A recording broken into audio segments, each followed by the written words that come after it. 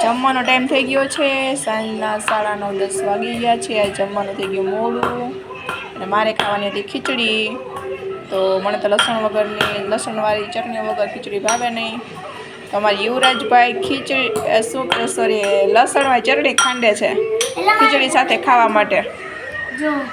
જો અમે યુવરાજની બોડી જો કેવી છે, અહીં લસણ ખાંડે જો એને બોડી. હા એ વાત સાચી. આ તારી બોડી, આ તારી બોડી. ચાલો હવે ભાઈને કરવા દે થોડીક વાર. જો તું તો જોડી નાખીશ દક્ષ.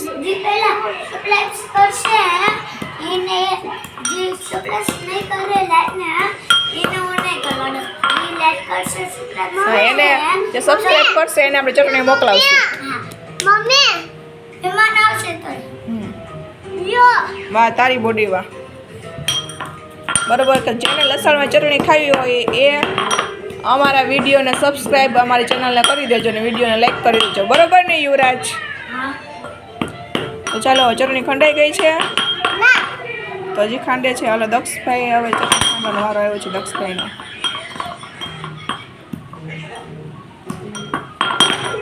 દક્ષ તને લાગી જાય નહીં હો. જો અડતો નહીં ને કે તીખા અડતો નહીં. નીચે પકડાય ખાંડડી. હા એ ભલે હોય. હાથ બળશે, આખું બળશે.